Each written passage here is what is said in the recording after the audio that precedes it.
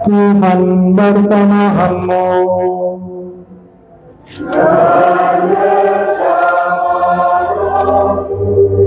Inilah Injil suci menurut Santo Lukas.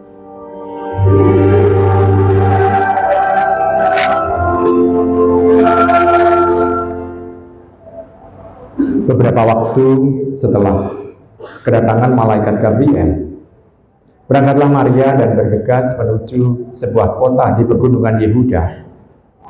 Di situ ia masuk ke rumah Zakaria dan memberi salam kepada Elisabet. Ketika Elisabet mendengar salam Maria, melonjaklah anak yang di dalam rahimnya. Dan Elisabet pun penuh dengan Roh Kudus, lalu berseru dengan suara nyaring, "Diberkatilah engkau di antara semua perempuan, dan diberkatilah buah rahimmu. Siapakah aku ini sampai ibu Tuhanku datang mengunjungi aku? Sebab sesungguhnya ketika salammu sampai ke telingaku, anak yang di dalam rahimku melonjak kegirangan.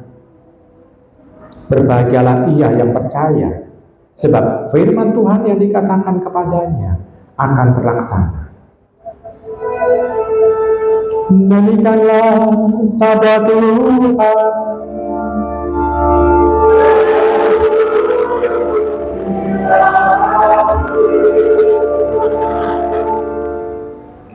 Ibu bapak, saudari-saudari terkasih dalam Tuhan, dalam bacaan Injil di sini kita bisa melihat bahwa tidak ada satu kata pun yang keluar dari mulut Maria. Tetapi ini sharing iman yang dimunculkan oleh Elisabet, ibu yang sepuh namun dipenuhi dengan Roh Kudus. Namun kita bisa melihat bahwa pengalaman imannya sungguh luar biasa. Pada saat Bunda Maria katanya itu menyapa mereka masuk ke rumah Zakaria dan menyapa mereka, ternyata bayi yang di dalam kandungan dari Bunda Maria itu langsung bereaksi. Kita membayangkan kalau biasanya bayi yang ada di kandungan bereaksi itu usia berapa bulan? Saya nggak tahu karena saya tidak punya istri. Berapa bulan?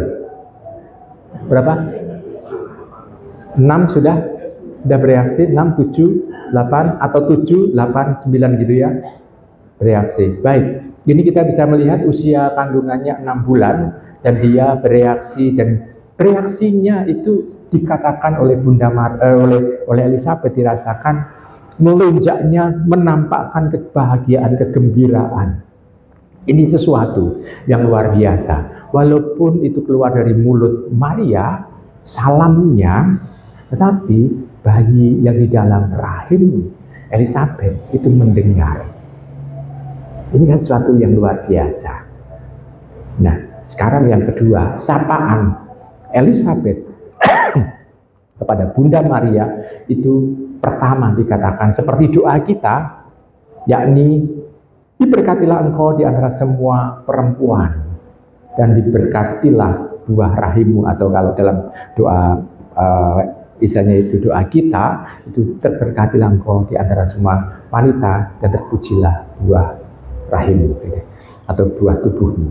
Di situ kita bisa melihat ini kan doa kita juga samaan kepada Bunda Maria. Berarti tampak bahwa doa salam Maria itu adalah doa yang alkitabiah. Seringkali kan orang mengatakan, orang-orang yang bukan Katolik itu seringkali kan mengatakan, oh orang-orang Katolik itu membuat doa sendiri.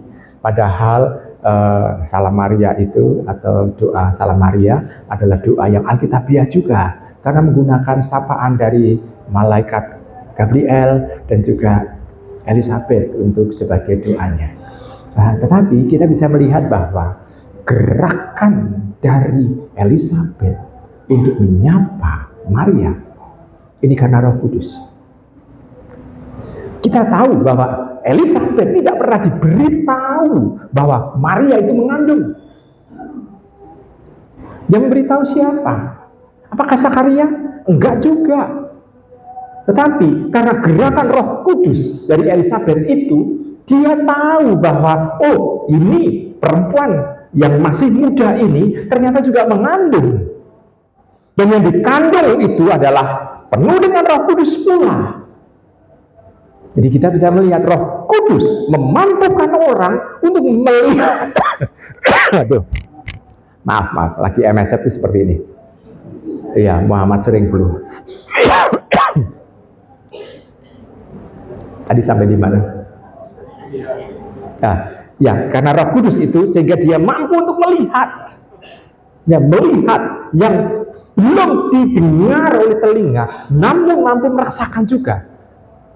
Berarti tampak bahwa Roh Kudus yang ada di dalam Bunda Maria dan Roh Kudus yang ada di dalam Elizabeth ini itu mempertemukan mereka, sehingga mereka bisa merasakan kebahagiaan dan syukur karena Tuhan bertindak.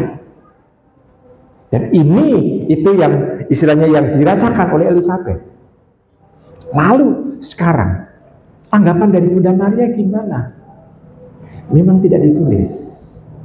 Tanggapan dari Bunda Maria justru mengungkapkan syukur kepada Tuhan bahwa dia tidak menyombongkan dirinya, Bunda Maria pertama-tama. Namun dia mengatakan bahwa ini adalah karya Tuhan untuk seluruh bangsa. Jadi bukan karya Tuhan untukku, bukan, tapi untuk keselamatan seluruh bangsa. Ini tanggapan Bunda Maria. Nah, Ibu Bapak, Saudara, saya kasih dalam Tuhan. Bacaan kitab sucinya seperti itu. Lalu sekarang pesan untuk kita apa?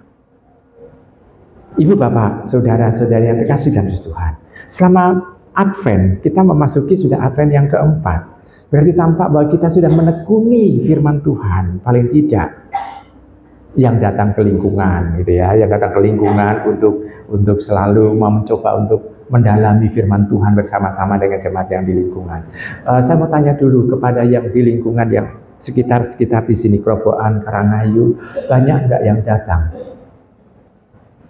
Halo, banyak ya, banyak betul ya. Jadi semua orang rindu untuk mendengarkan firman Tuhan ya, betul ya. Pengandaian yang positif toh dari mata Romo kan, ya. Lebih banyak pertemuan untuk mendalami sabda firman itu atau pas misa. Maksudnya misa lingkungan. Lebih oke nih. Oh, misa lingkungan. Kenapa? Berarti yang dicari umat di sini ternyata bukan firman Tuhan, tetapi lebih komuni. Karena lebih banyak ekaristi yang datang. Baik, Ibu Bapak Saudara terkasih, kita tidak akan membahas itu. Namun yang jelas kita mau mencoba untuk melihat bahwa Anda sudah menekuni selama paling tidak 4 kali pertemuan atau 4 kali tema, gitu ya, 4 kali tema. Karena kadang-kala ada orang yang malas untuk ketemu, lalu diborong tema yang 1 dan 2 bareng, gitu ya. Atau tema yang berapa dengan keberapa itu bareng. Tetapi paling tidak kita bisa merumuskan bahwa kami sudah berusaha untuk mencoba untuk mendampingi teman-teman yang ada di lingkungan, dan saya juga mau terbuka akan kehadiran firman, dan di situ tampak bahwa sebetulnya Roh Kudus sudah ikut berperan. Nah, apakah dengan Roh Kudus yang berperan itu kita semakin peka? Semakin peka terhadap sesama, semakin peka terhadap kehadiran Tuhan atau kehadiran Roh Kudus di dalam diri sesama kita. Apakah kita juga semakin peka seandainya yang datang kepada kita melalui sesama kita berupa kritikan? Apakah kita peka bahwa Tuhan sebetulnya mau mengajak kita untuk berubah menjadi pribadi yang lebih baik, walaupun isinya kritikan, tetapi sebetulnya isinya adalah ajakan supaya kita melakukan sesuatu yang baik, sesuatu yang bermartabat, sesuatu yang sungguh indah, tidak hanya melulu untuk diri kita sendiri, tetapi juga untuk sesama yang lain dan untuk kehidupan bersama. Apakah kita juga bisa merasakan itu? Jadi kita bisa melihat bahwa kedekatan kita dengan firman Allah ini memampukan kita untuk senantiasa ada dalam Roh Kudus. Kenapa bisa seperti itu? Karena begini Ibu Bapak, dengan kita giat untuk mendengarkan firman Tuhan, hati kita itu tertuntun untuk membersihkan dirinya. Karena hati kita itu secara tidak langsung itu akan menjadi melekatkan firman Tuhan di dalam hati kita, sehingga keinginan-keinginan kita untuk melakukan yang sifatnya nafsu maupun dosa itu bisa tersingkirkan. Karena dengan banyaknya firman yang kita dengarkan, banyaknya firman yang kita baca, mau tidak mau, kita sebetulnya menanamkan benih-benih dari Allah itu sendiri. Nah, dengan seperti itu, kita akan mampu untuk bisa melihat bahwa, oh, kalau kita semakin penuh dengan Roh Kudus, kita semakin peka. Pandangan kita pun juga semakin positif. Sehingga kalau melihat, biasanya kalau tanpa Roh Kudus dalam diri kita, isinya mau mangkel ketemu wong tertentu atau orang tertentu gitu ya. Tapi dengan Roh Kudus kita bisa melihat, walaupun itu kita dulu awalnya mangkel atau jengkel ketemu dengan orang itu, atau kecewa ketemu dengan orang itu, tapi Roh Kudus menuntun bahwa oh, ternyata ada sesuatu yang belum beres dalam diri kita. Sebetulnya orang yang membuat kita kecewa ini tidak pernah salah pada kita, tetapi kita mengingat, oh ternyata senyumannya, ternyata cara berjalannya, ternyata cara menyapa saya itu dulu adalah istilahnya itu mengenangkan saya pada orang yang membuat luka batin saya. Seringkali ibu bapak saudara terkasih begini, pernah nggak ketemu dengan orang yang baru pertama kali kita merasa sudah jengkel dengan orang itu? Pernah nggak? Pernah ada pengalaman seperti itu? Sekali pernah kan ya? Dan di situ kita bisa melihat, oh, orang itu belum melakukan kesalahan, belum, tetapi kita kenapa ada rasa jengkel?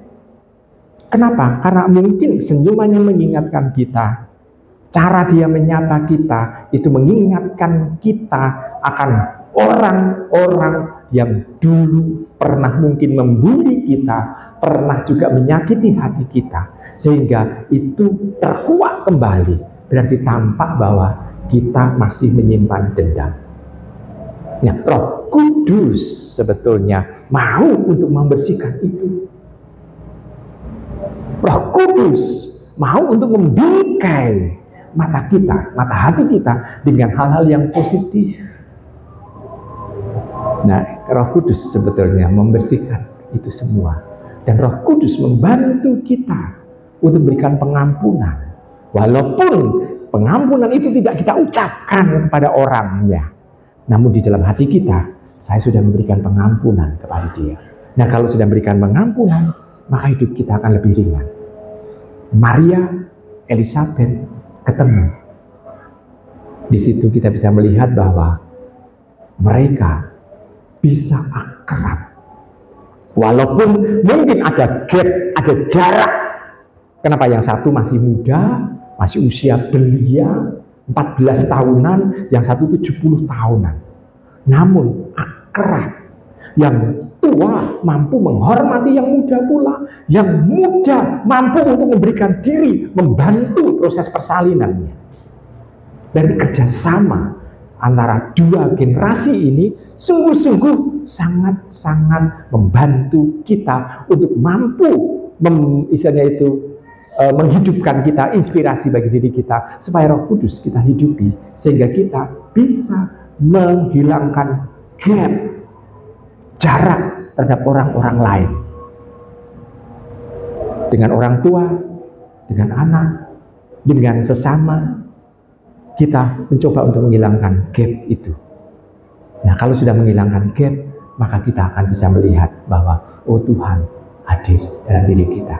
Dengan seperti itu, maka nantinya pada saat Natal nanti kita tidak hanya jatuh di dalam liturginya, namun kita bisa melihat dengan kacamata iman bahwa oh, Yesus yang dilahirkan di kandang itu ternyata juga lahir pula di dalam hati kita masing-masing. Selamat merenungkan.